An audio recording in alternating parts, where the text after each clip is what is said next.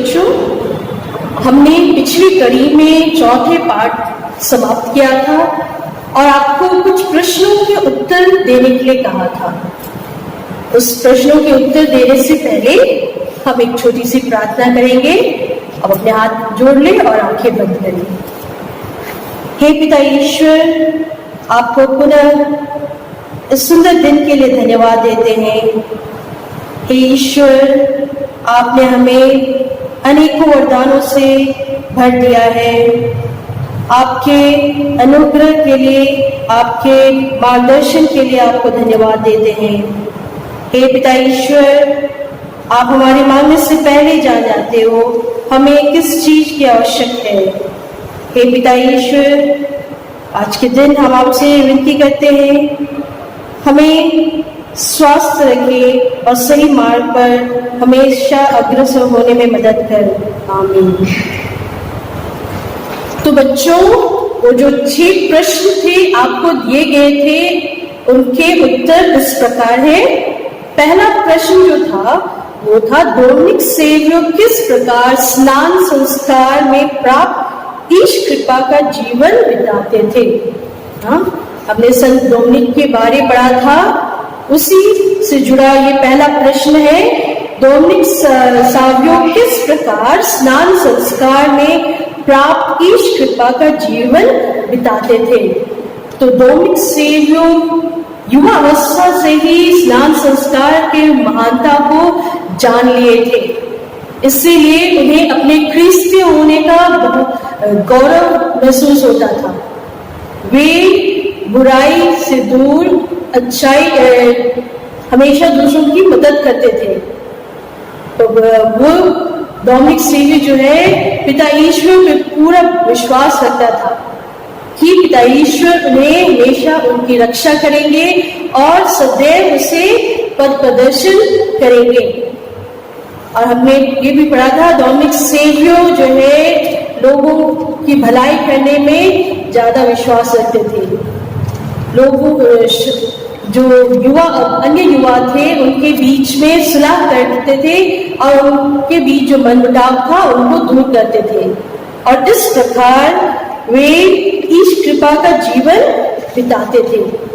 फिर दूसरा प्रश्न जो है, हम किस प्रकार स्नान संस्कार द्वारा ख्रिस्त से संयुक्त होते हैं। दूसरा प्रश्न जो है, हम किस प्रकार स्नान संस्कार द्वारा ख्रिस्त से संयुक्त होते हैं। तो हम स्नान संस्कार द्वारा ख्रिस्त से संयुक्त हो जाते हैं और उनके साथ अपने पापों के कारण बढ़ जाते हैं और फिर उनके पुनरुत्थान में नवजीवन प्राप्त करते हैं। मैं उत्तर एक बार पुनः दोहराती हूँ, हम स्नान संस्कार के द्वारा ख्रिस्त से संयुक्त हो जाते हैं और इसलिए उनके साथ अपने पापों के कारण हम मर जाते हैं और उनके पुनरुत्थान में हम नवजीवन प्राप्त करते हैं। यह दूसरा उत्तर है। तीसरा प्रश्न जो है, जीवन साक्ष्य का क्या अर्थ है। जीवन साक्ष्य का क्या अर्थ है। तो स्नान संस्कार द्वारा हमें आमंत्रित किए जाते हैं कि हम ख्रिस्तीय जीवन बिताएं। हम जहाँ कहीं भी रहे, जो भी कार्य करें, उसमें पिता ईश्वर के साक्ष्य बने। हमारे वचनों में, हमारे आचरण में, हमारे बोल भाषा में, सब में ऐसा प्रतीत होना चाहिए जैसे पिता ईश्वर हम में सक्रिय रूप से उपस्थित है, कार्यशील है। तो तीसरा प्रश्न जो है वो जीवन साक्ष्य का क्या अर्थ है। इसका उत्तर है कि जीवन स्नान संस्कार के द्वारा हम पिता ईश्वर द्वारा आमंत्रित किए जाते हैं ख्रिस्तीय जीवन जीने के लिए। इसलिए हम जहाँ भी रहे, जो भी कार्य करें, उसमें ईश्वर के साक्ष्य बने। हम अपने बोली में, वचन में, आचरण में, व्यवहार में, सब में ऐसा प्रतीत होना चाहिए कि स्वयं प्रभु ईश्वर हमारे में कार्यशील है। इस तरह हम प्रभु यीशु के साक्ष्य बनते हैं। ठीक है। फिर चौथा प्रश्न जो है, चौथा प्रश्न है समाज में आप किस तरह ख्रीस्त की साक्षी देंगे? हाँ, समाज में आप किस तरह ख्रीस्त की साक्षी देंगे? तो हम समाज में तीनों कार्य में सहभागी होकर, वो कौन से कार्य थे? पुरोहितिक कार्य, नबूवत कार्य और राजकीय कार्य में शामिल होकर समाज में हम साक्षी देंगे। एक बार उत्तर में पूरा दोहराती हूँ चौथे प्रश्न का। हम पुरोहितिक कार्य, नबूवत कार्य और राज्य कार्य में सहभागी होकर प्रभु यीशु की साक्षी देंगे समाज में। अब हम पांचवा प्रश्न देखते हैं। पांचवा प्रश्न कौन सा है? प्रारंभिक क्रिस्तीय ने किस प्रकार ख्रीस्त की साक्षी दी? प्रारंभिक क्रिस्तीय जो थे वो किस प्रकार ख्रीस्त की साक्षी दी? तो वे प्रारंभिक क्रिस्तीय जो थे वो एक हृदय और एक मन थे। वे एक साथ प्रार्थना करते थे और प्रभु भोज में एक साथ सम्मिलित होते थे। वे अपने संपत्ति को जरूरतमंदों के लिए समर्पित कर देते थे। प्रारंभिक ख्रीस्ती जो थे वो एक दूसरे के साथ मेल प्रेम के साथ रहते थे और इस प्रकार वो ख्रीस्त की साक्षी देते थे।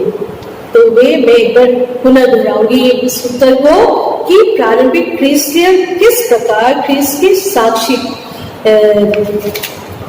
दी। वो है, उत्तर है, वे सब एक हृदय और एक प्राण है। वे एक साथ प्रार्थना करते थे और प्रभु भोज में एक साथ सम्मिलित होते थे। फिर वे प्रेरितों की शिक्षा भी सुनते थे और वे अपने संपत्ति को जरूरतमंदों के लिए दान कर देते थे। फिर वे आपस में मेलजोल का बहुत ही सुंदर संबंध बनाए रखते थे।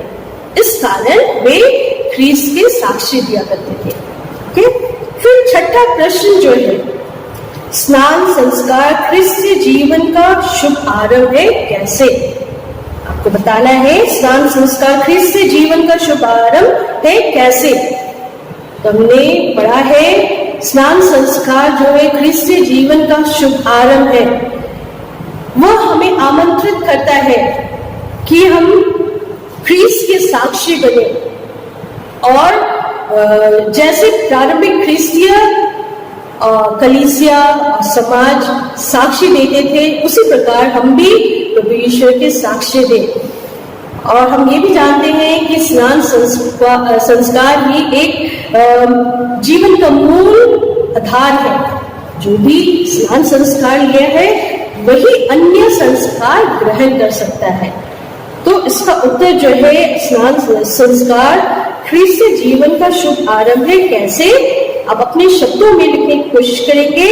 वह ये स्नान संस्कार ख्रीस्तीय जीवन का शुभ आरंभ है क्योंकि वो हमें आमंत्रित करता है हम ख्रीस्त के साक्ष्य दें और जैसे प्रारंभिक कलीसिया ख्रीस्त समाज यीशु की साक्षी देते थे उसी प्रकार हम भी साक्ष्य दें। तो ये सब थे आपके 6 प्रश्नों के उत्तर। फिर हमने देखा था और एक प्रश्न था जिनमें आपको सही चिन्ह गलत का चिन्ह लगाना था। पहला जो था वो था जोसेफ ने रोबिन और हारून के माध्यम समझौता करा दिया क्योंकि वे खेल के समय आपस में लड़ रहे थे। तो इसका उत्तर क्या होगा? उसने सही कार्य किया या गलत कार्य किया? हाँ, तो सही कार्य किया। उसने सही कार्य किया उन दोनों के बीच में मेल कराने का। फिर दूसरा है सचिन ने स्कूल के मैदान में मिले 10 रुपए प्रिंसिपल को दे दिए। तो सचिन ने भी सही कार्य किया, तो यह सही है। फिर तीसरा जो था वो है निशा प्रतिदिन धर्म ग्रंथ से पाठ पढ़ती है और उसके बारे में अपने मित्रों को समझाती है। तो यह निशा जो है वो सही कार्य कर रही है, तो ये उत्तर भी सही है। फिर चौथा जो है अनीता ने चुगली करके रवि और दिनेश में झगड़ा करा दिया। तो ऐसा करना सही है क्या? नहीं, बिल्कुल गलत है। तो यह वाक्य गलत है। फिर पांचवा जो है, विजय ने अपने पिता द्वारा दिए गए फीस के पैसों को फिल्म देखने और मिठाई खाने में उड़ा दिया। तो विजय ने सही कार्य किया? नहीं, ऐसा बिल्कुल नहीं करना चाहिए। तो यह वाक्य गलत है। तो इस तरह हम चौथा पाठ समाप्त करते हैं। तो बच्चों, अब हम अपने धर्म प्रशिक्षण श्रृंखला में पांचवें पाठ के बारे में पढ़ेंगे। अब वो पांचवा पाठ कौन सा है? दृढ़ीकरण संस्कार। तो आपने अब तक कितने संस्कार ग्रहण किए हैं? वो है स्नान संस्कार, और फिर दूसरा पुनर्मिलन संस्कार, और तीसरा है पवित्र यूक्रिस्ट संस्कार। अब चौथा कौन सा संस्कार ग्रहण करने वाले हो? वो है दृढ़ीकरण संस्कार। हाँ, तो इस पाठ के शुरू करने से पहले एक छोटी सी कहानी हम सुनेंगे। यह कहानी है संजय की। संजय नामक एक लड़का था जो संत मैरी स्कूल में, वो है भावनीगंज में पढ़ता था, और कक्षा 6 का छात्र था। आपकी तरह वो भी 6ठी क्लास में पढ़ता था। संजय शारीरिक रूप से बहुत ही कमजोर था, और वो पढ़ाई में भी उतना अच्छा नहीं था। और वो अपने बाकी सहपाठियों के साथ में दोस्ती नहीं रखता था, उनसे दूर ही रहता था, उनसे मेल मिलाप नहीं रखता था। और उसके इस आचरण की वजह से उसके मित्र जो थे उससे चिढ़ाया करते थे। क्या बोल के? उसे कहते थे खपची पहलवान। ये संजय को बिल्कुल अच्छा नहीं लगता था। और उसकी कक्षा अध्यापक जो थे वो भी इन सब बातों को देखता था। उसके स्कूल में जो चल रहा था उसे भी संजय के लिए बुरा लगता था। तो उसने सोचा कि क्यों ना संजय का मदद करते हैं। तो वो संजय से बातें करने लगा। उसके जो कक्षा अध्यापक थे, हाँ, उसके जो भी विषय में उसे तकलीफ थी, उसे थोड़ा एक्स्ट्रा टाइम देकर उसके पास जाकर उसे समझाया करता था। और धीरे धीरे संजय को ये बहुत अच्छा लगने लगा। संजय अपने कक्षा अध्यापक को बहुत पसंद करने लगा और उसकी सलाह मानने लगा, उनके बताए हुए मार्गों में चलने लगा। और इस तरह वो जो लड़का था संजय, अपनी पढ़ाई में भी अच्छा हो गया और अपने शारीरिक रूप से भी वो स्वस्थ हो गया। हाँ? तो उसने अपने कक्षा अध्यापक की बात सुनी और वो एक अच्छा लड़का बन गया। तो बच्चों, कई बार हम इस संजय की तरह ही अपने जीवन में महसूस करते हैं। बहुत सारे कार्य जो होते हैं हम कर सकते हैं, पर किसी बात की वजह से, रुकावट की वजह से संकोच करते हैं उस कार्य को करने में।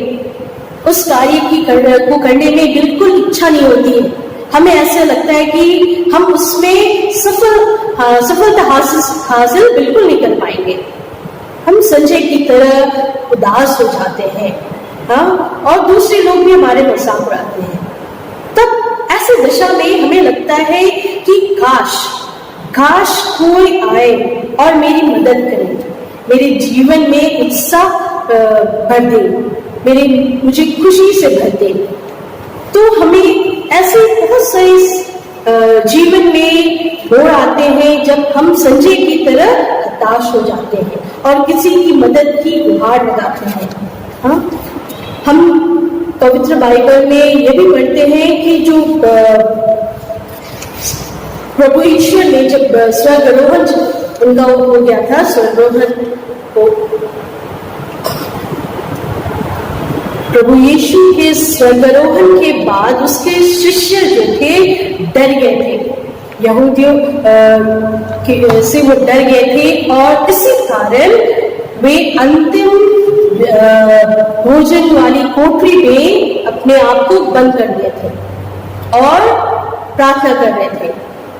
तब जैसे पिता ईश्वर ने उनसे वादा किया था पवित्र आत्मा को भेजने का, पेंतिकुस्त के दिन शिष्यों के ऊपर पवित्र आत्मा उतर आया।